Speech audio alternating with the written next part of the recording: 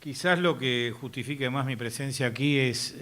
mi constante y permanente adhesión a la causa de la libertad y los derechos humanos en Cuba. Y bueno, lo miro a Luis porque he tenido lamentablemente que adherir también a la causa de la libertad y los derechos humanos en Venezuela en los últimos tiempos. Con el mismo fervor, con el mismo interés, con la misma decisión, con el mismo empeño y procurando también ser un nexo y un vínculo para que otros puedan comprometerse en esa situación. Y digo entonces que quizás sea la única razón que justifique mi presencia aquí, por tanto agradezco al Instituto Manuel Oribe, por supuesto, y al Observatorio Cubano de Derechos Humanos el haberse puesto de acuerdo en aunar en un esfuerzo común un evento de estas características que por otra parte, digamos, tiene un antecedente muy simpático porque con uno de los coorganizadores, con Jaxis Siresdiv del Observatorio de Derechos Humanos, hace un año y pico, en una charla que tuvimos ocasional en Panamá, me acuerdo que yo le sugerí que Montevideo tenía que ser un punto de encuentro para una reunión, pero que por las características del Uruguay, por la forma en la que el debate sobre la realidad cubana en Uruguay se daba, había que procurar hacer algo que fuera un perfil diferente a lo que es, digamos, una tribuna de diatriba, que la merece ese régimen, por supuesto, pero que fuera más bien una plataforma de diálogo,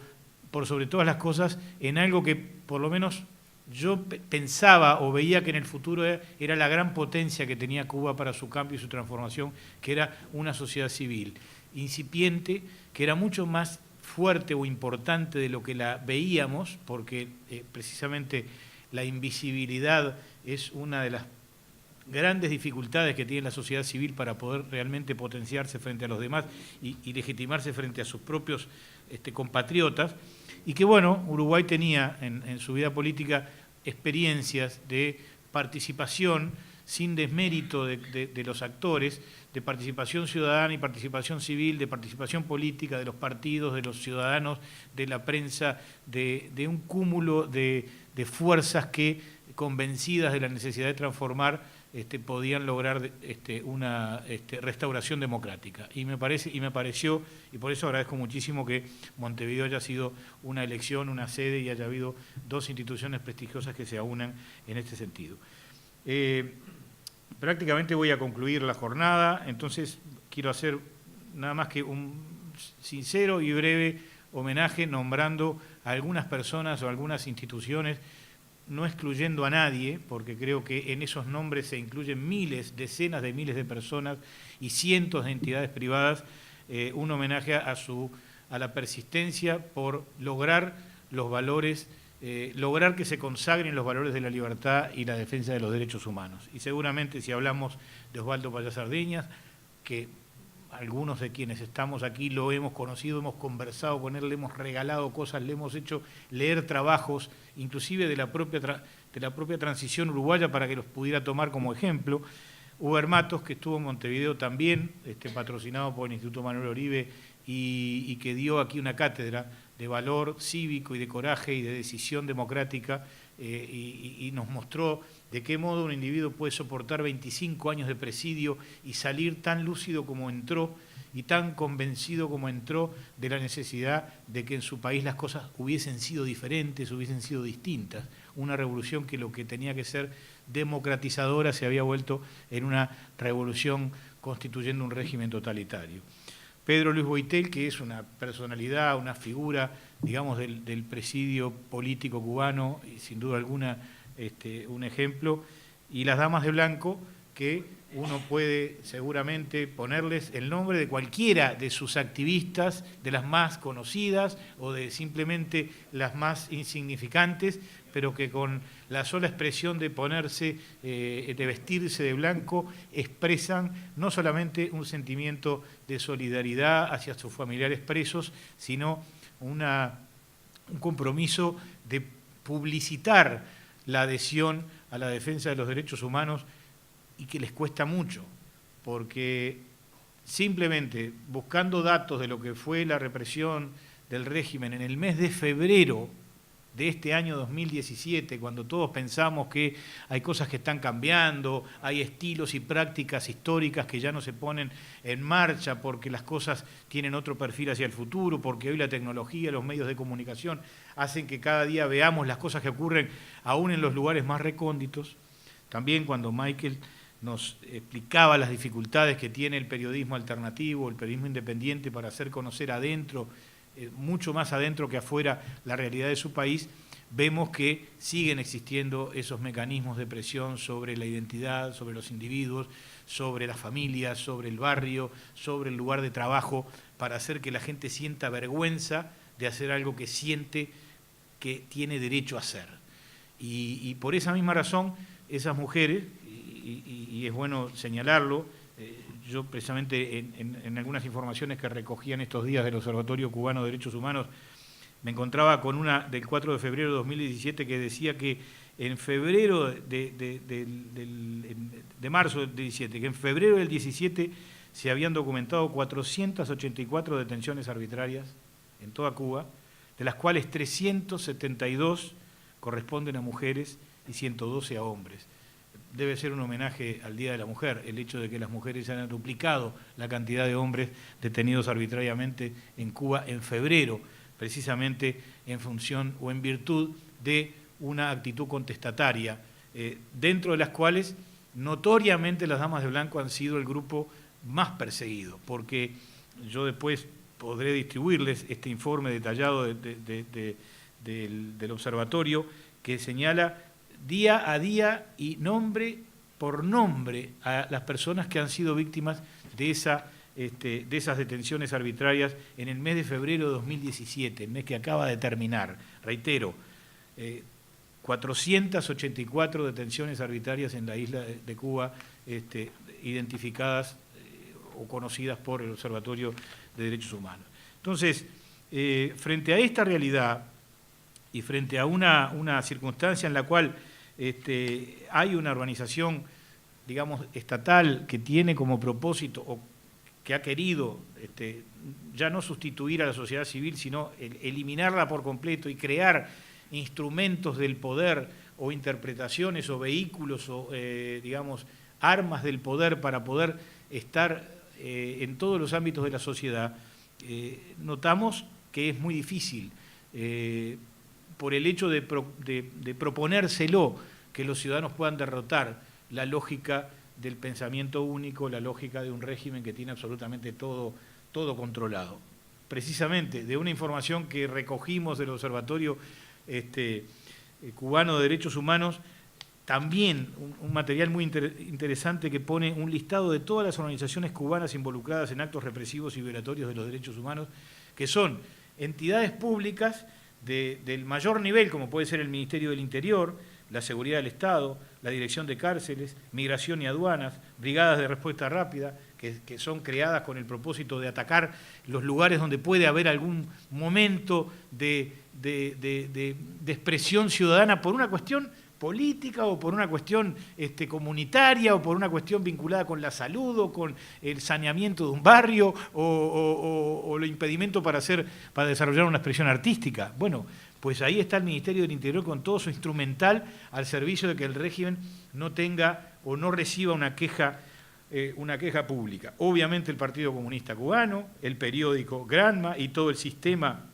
de publicaciones oficiales, tanto sea publicaciones gráficas como televisivas, como radiales, que lo que transmiten es la decisión que se toma por parte del Partido Comunista de qué es lo que se debe decir y qué es lo que no se debe decir, de qué modo se deben interpretar las cosas y cuál es la visión que debe tener el ciudadano sobre lo que está pasando en el mundo exterior, un mundo exterior al cual es muy difícil de acceder, precisamente porque a pesar de la tecnología, las dictaduras y este tipo de regímenes todavía tienen algunos recovecos, algunos mecanismos de interrupción de la comunicación que impiden tener la plenitud que podemos tener en un país democrático para acceder a lo que se dice en todo lado del mundo o para que en otros lados accedan de lo que se dice en nuestro país. Y dentro de esas organizaciones, los comités de defensa de la revolución, el Ministerio de Justicia, con un sistema de justicia de injusticia. Ya nos lo relataba hoy un abogado, un defensor, un individuo que estudió para defender a una persona de la arbitrariedad o eventualmente que se haga, que la ley pueda, digamos, respaldarlo, existe precisamente con un sentido contrario, que es establecer un mecanismo de represión, aplicar la ley represiva a los individuos en casos increíbles, que parece mentira, a veces no nos damos cuenta la gravedad que tienen. Ustedes saben que en Cuba existe el delito es un delito vinculado con la actitud predelictiva, es el comportamiento predelictivo, tiene una sanción penal. O sea, se supone que yo puedo ser peligroso y por tanto voy preso preventivamente. O sea, imaginémonos entonces, o los que no hemos vivido en Cuba, la dificultad que tiene una sociedad para poder desarrollarse y poder expresarse en esa telaraña, en ese magnífico instrumental que existe para que el que detenta el poder sea el que determine qué es lo que pasa. Después, Central de Trabajadores de Cuba, Contingente de la Construcción Blas Roca, Federación de Mujeres Cubanas, Oficina de Asuntos Religiosos del Comité Central del Partido Comunista, que es obviamente, seguro, supongo yo, el que establece los mecanismos y los modos de comportamiento que tienen que tener las iglesias o las expresiones, digamos, religiosas en cualquier lugar del país, ¿no? El Ministerio de Comunicaciones, la Federación Estudiantil Universitaria, la Unión de Periodistas y Escritores de Cuba, no olvidemos la confesión de Berto Padilla, que es un hecho de la realidad y de la vida cultural cubana, desgarrador, espantoso, un individuo que un día tuvo ese proceso que ayer Michael nos relataba rápidamente en una charla, lo difícil que es vivir el proceso de salir de la trampa. Perdón, primero de darse cuenta que se está en una trampa. Porque hoy escuchamos a ciudadanos cubanos aquí hablar que seguramente, y está bien, estuvieron convencidos, se formaron culturalmente. Digo, yo tengo 60 años, yo si hubiese nacido en Cuba, yo hubiese sido un pionero, yo hubiese sido un estudiante liceal del pensamiento único, yo hubiese sido un universitario del pensamiento único. ¿Era comunista? Sí, una cosa muy rara. Pero fíjense, pongámonos cada uno de nosotros en esa situación y pensemos el trauma de darse cuenta a uno que tiene que cambiar. Y la dificultad que supone dar el salto, porque al otro día no hay retorno, porque el retorno es inmoral, porque el retorno va contra la propia convicción. Y entonces la valentía de los que expresan la disidencia y la expresan a través de distintos modos, porque tienen que enfrentarse al barrio, a la familia, al no te metas, al que dirán, al cuidate, cuidar el empleo, a todo ese tipo de cosas, a esa doble moral que existe, que me comentaban en algunas charlas hace un tiempo algunos amigos. La gente tiene una moral para su familia y su casa y una moral para el barrio o la oficina, porque hay que mantener la posibilidad de robar una caja de habanos para poder venderlas o sacar un pollo para poder cambiarlo por una caja de cigarros, esa economía de subsistencia que somete al individuo aún en su expresión, en aspectos de su expresión real. Entonces, todo este mecanismo de presión sobre los individuos, tiene que tener una salida, tiene que tener una vía de escape. ¿Y nosotros qué papel cumplimos?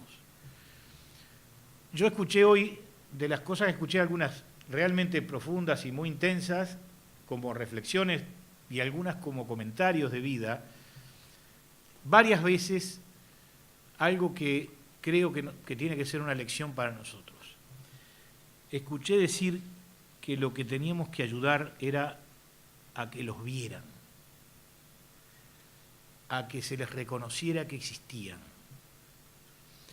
a que tuvieran visibilidad. Y yo creo que la gran tarea es esa. Es el gran debe, es la gran responsabilidad, quizás es el gran pecado de Latinoamérica. En Latinoamérica pecamos Unos pecaron por convencerse de que ese régimen era perfecto. Algunos siguen pecando, porque lo siguen defendiendo, a pesar de que conocen las miserias del régimen. Y otros pecamos por usar o por entrar en el debate que instauró la propia Guerra Fría, de usar el tema de Cuba como arma arrojadiza, como elemento de debate y de discusión, no profundizando en lo que había detrás de eso. Y yo confieso que esto, o sea, una vez que yo y que otros tantos amigos nos hemos comprometido, empezamos a ver que en el debate había otra dimensión. No solamente estaba la dimensión de debatir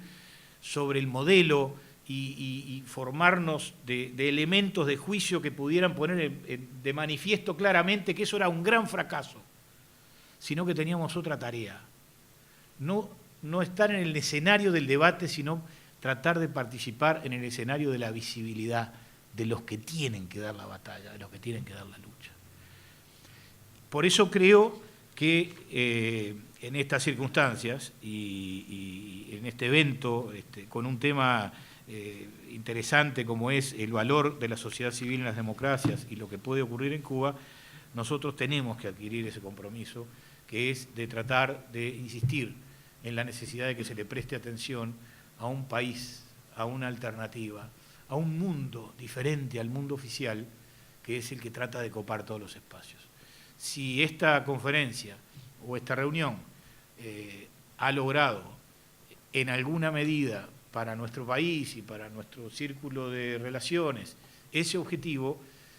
bueno, quizás uno más difícil es el que vamos a tener hacia el futuro, que es seguirlos apoyando a ustedes para que puedan lograr por vuestra propia cuenta la legitimación que merecen para vuestra lucha. Y seguramente la próxima vez que nos veamos será en La Habana. Muchas gracias.